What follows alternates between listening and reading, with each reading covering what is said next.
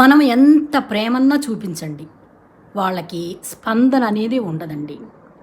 మనం ఎంత ఎఫెక్షనేట్గా ఉండండి, వాళ్ళ మీద ఎంత శ్రద్ధ చూపించనియండి, ఏమన్నా చేయనియండి, వాళ్ళ నుంచి తిరిగి ప్రేమను పొందటం అనేది అసాధ్యమైన విషయం.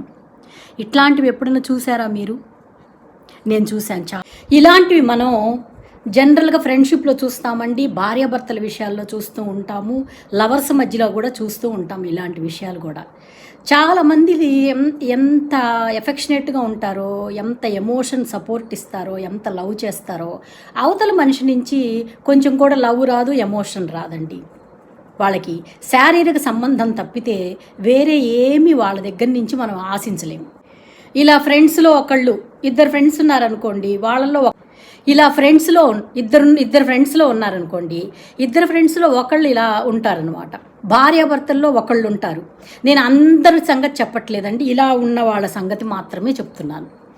అయితే ఈ భార్యాభర్తల్లో ఒకళ్ళు ఇలా ఉంటారండి. పాపం వాళ్ళు ఏంటంటే పెళ్ళైన కొత్తలో ఒక 2 నెలలు బాగానే ఉంటారు, 3వ నెలలో కొంచెం ఇబ్బందులు వచ్చేస్తాయి. వాళ్ళు జనరల్గా భర్తలు ఏం చేస్తారు, పక్కకి వెళ్ళిపోతారు. కొంతమందిలో భార్యలు కూడా పక్కకి వెళ్ళిపోతారండి. అంటే పక్కకి వెళ్ళిపోవటం అంటే డైవర్స్ తీసుకొని సపరేట్ అవ్వటం కాదండి, మామూలుగా వాళ్ళు కొంచెం ఎఫెక్షనేట్కి దూరంగా ఉండిపోతారనమాట. ఈ పక్కన వాళ్ళు ఏం చేస్తారంటే, ఏదో 2 నెలలు బాగానే ఉన్నాడు, ఇతను ఒరిజినల్గా నన్ను ప్రేమిస్తాడు, కానీ ఇప్పుడు ఏదో కొంచెం అలా అయిపోయి అలా ఉన్నాడు, మళ్ళీ మనకి ప్రేమ దక్కుతుంది, సర్దుకుందాము అనే అపోహలో ఉండిపోతారండి చాలామంది. ఫ్రెండ్స్లో అయితే ఏం చేస్తారంటే, బోర్ కొట్టినప్పుడు మాత్రమే ఫోన్ చేస్తారండి. లేతే వాళ్ళ హస్బెండ్స్ తోటి, వాళ్ళ భార్యలతోటి ఏమన్నా ఇబ్బంది అయిందనుకోండి, అప్పుడు ఫ్రెండ్ గుర్తొస్తాడు. భార్యాభర్తల్లో అయితే ఇంకా శారీరకమైన సంబంధం కావాలన్నప్పుడు మాత్రమే ఒకళ్ళ చుట్టూ ఒకళ్ళు తిరుగుతూ ఉంటారనమాట.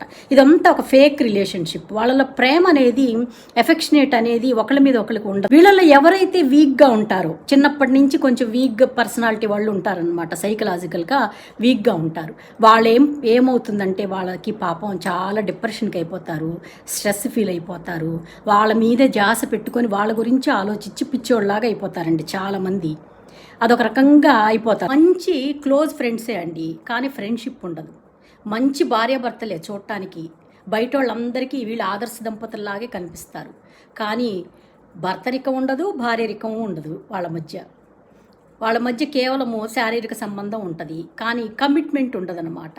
ఏదైనా విషయం వస్తే, చుట్టాల్లో ఏదైనా సంఘటన జరిగినా, బయట ఏదైనా సంఘటన జరిగినా, భార్యకి భర్త సపోర్ట్ చేయరు, భర్తకి భార్య సపోర్ట్ చేయరు. ఇద్దరిలో ఎవరో ఒకళ్ళు వీక్ పర్సన్ ఉంటారు, వాళ్ళు బాగా అటాచ్మెంట్ పెంచుకొని వాళ్ళు వీక్ అయిపోతారనమాట. వాళ్ళు స్ట్రెస్కి, డిప్రెషన్కి ఫీల్ అయిపోతూ ఉంటారు. ఇదంతా ఒక ఎమోషనల్ గేమ్ అని వాళ్ళకి అర్థం కాదు. పాపం వాళ్ళు పిచ్చోళ్ళు, వాళ్ళ పెంపకం అలా ఉంటుందన్నమాట. తల్లిదండ్రులు అలా పెంచుతారు, చేసేది ఏమి లేదు. ఇలాంటప్పుడు ఏమవుద్దంటే అవతల మనిషికి ఒక కాన్ఫిడెన్స్ వస్తుందన్నమాట. కాన్ఫిడెన్స్ వచ్చి బయటికి వెళ్ళి ఇల్లీగల్ యాక్టివిటీస్ ఇవన్నీ చేయటం మొదలు పెడతారు.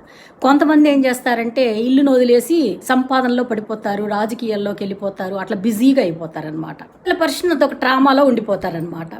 ఎవరైనా కానీ ప్రేమిస్తున్నా, లేకపోతే ఎఫెక్షనేట్ చూపిస్తున్నా, ఎమోషనల్ సపోర్ట్ చేస్తున్నా కానీ ఒక క్లారిటీ ఇస్తారండి, కన్ఫ్యూజన్లో ఉంచరు. మీకు ఎప్పుడైనా క్లారిటీ రావట్లేదు, మీరు కన్ఫ్యూజన్లో ఉంటున్నారంటే ఆ బంధంలో ఏదో తేడా ఉందని అర్థం. అప్పుడు ఏం చేస్తారంటే, నాకు తెలిసింది వాళ్ళకి అవైలబుల్గా ఉండద్దండి. ఒకటి వాళ్ళని అసలు పట్టించుకోవద్దు, ఇగ్నోర్ చేసేయండి, వాళ్ళని అస్సలు పట్టించుకోవద్దు.